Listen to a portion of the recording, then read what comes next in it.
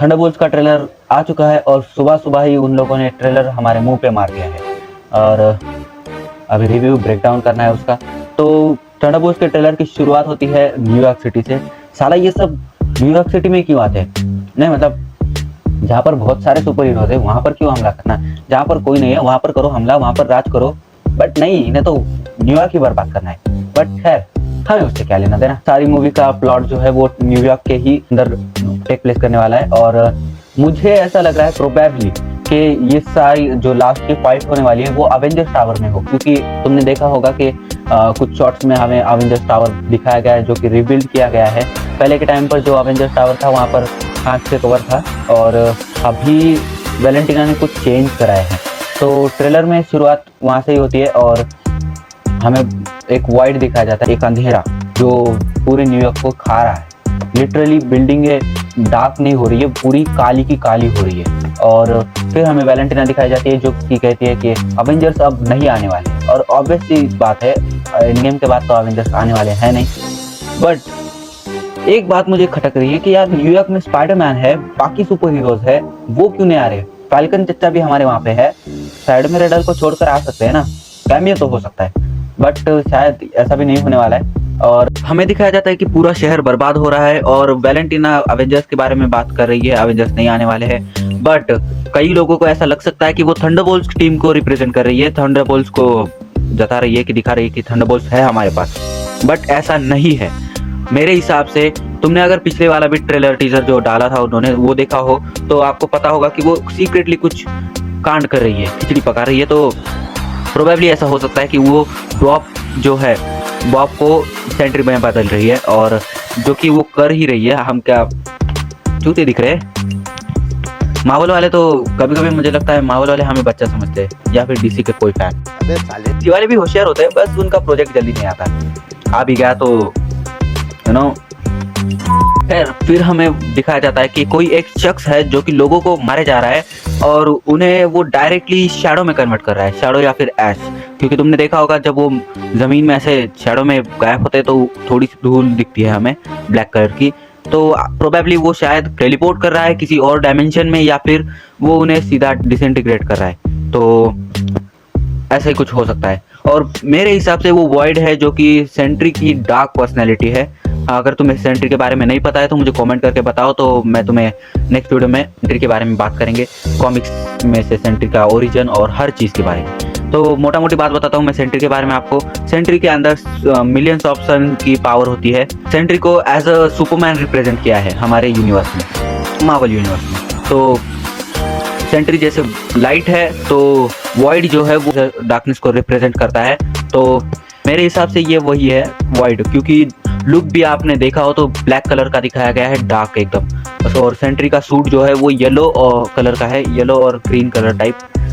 फिर हमें दिखाया जाता है कि बकी खतरे को देखकर कहता है खतरा फिर से मंडरा रहा है और तुम हमारी मदद करोगे। और हमें थंडरबोल्ट्स की ओजी टीम दिखाई जाती है जिन्हें बांधा गया है और तुम गेस कर सकते हो कि उन्हें किस चीज से बांधा गया है। भाई सरियों से बांधा गया है।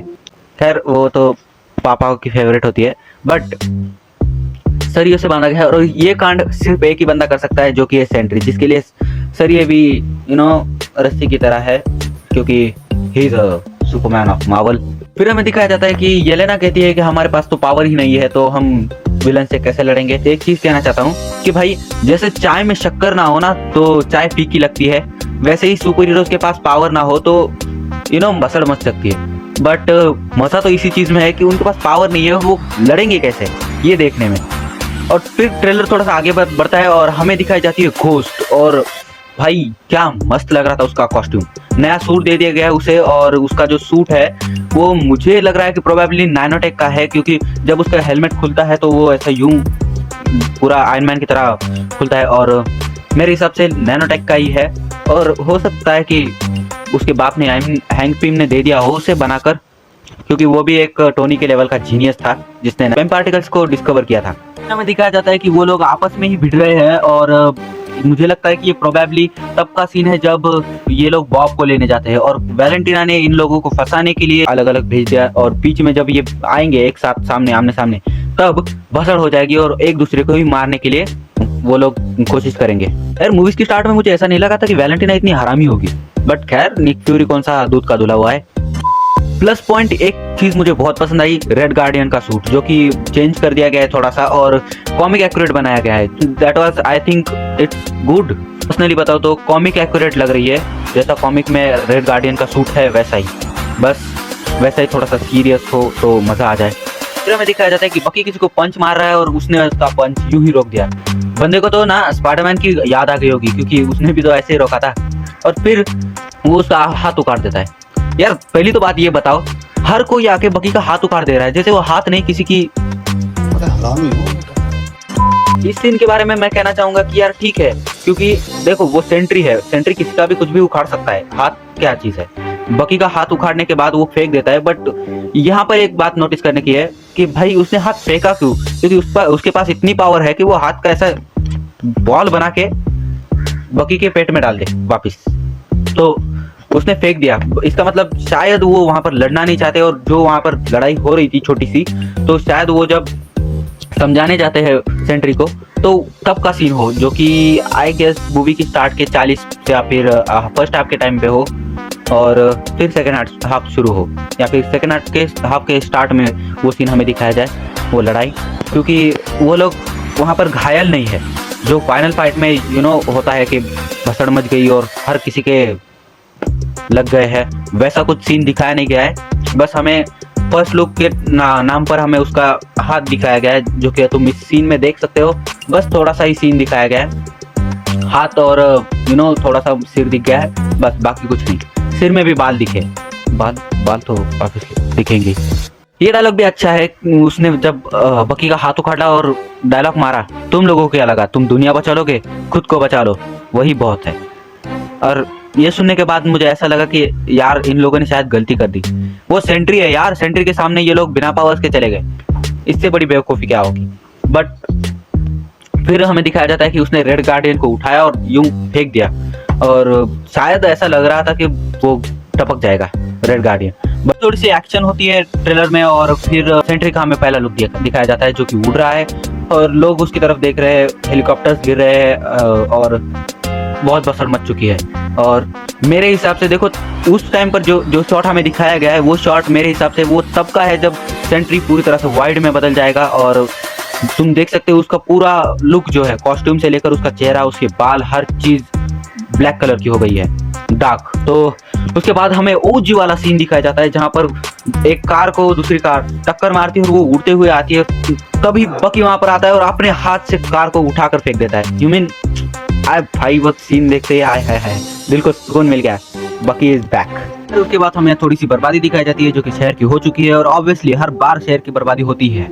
उसके बाद में उनका टाइटल दिखाया जाता है, और उसके बाद बस अब मुझे लग रहा है कि मोटा मोटी कहानी क्या होगी। देखो मूवी के स्टार्ट में एलेना का फोर्ट में जो पेशकश होगी वो पेशकश होगी, उसके बाद एलेना का वो जो सीक्रेट हमें दिखाया गया है वो बाद में दिखाया जाएगा। एलेना हर किसी को एक काम देते हुए नजर आएगी, जो कि है बॉब को बचाना, वहां से निकालना। बॉब को निकालने के बाद तभी उन्हें पता चलेगा कि यार यहाँ पर तो खिचड़ी पक रही है अलग ही, और फिर वो वहां से उस बॉब को निकाल लाएंगे, और बाद में बॉब उन्हें बांध कर सरियों में चला जाएगा। और तभी फर्स्ट हाफ वो लोग असेंबल हो गए, और फिर फर्स्ट हाफ वहाँ पे खत्म होगा, और फर्स्ट हाफ इसी में खत्म होगा शायद, कि वो सब असेंबल कैसे होंगे। सेकेंड हाफ में हमें दिखाया जाएगा कि सेंट्री किसी कारणवश अपने कॉस्ट्यूम में आ गया है, उन्हें रोक रहा है और उन्हें हरा देता है, बट कोई ना कोई ऐसा रीजन हमें दिखाया जाएगा जिससे वो वॉइड में बदल जाएगा, और फिर जो हीरो हमें दिखाया जा रहा हो वही विलन बन जाएगा, और ये देखने में मजा बहुत आएगा। उसके बाद ये लोग उसे रोकते हैं, पता नहीं आप कैसे रोकेंगे उस बवाल इंसान को, बट ये देखने में तो मजा है यार। इसके बाद कहानी खत्म, शायद उसे रियलाइज कराएंगे भाई तू सेंट्री है, तू सुपरमैन है हमारा। खैर मूवी का ट्रेलर आपको कैसा लगा मुझे कमेंट में बताओ, और वीडियो को लाइक करो, चैनल को सब्सक्राइब करो, बस इतना ही कहना। Bye bye.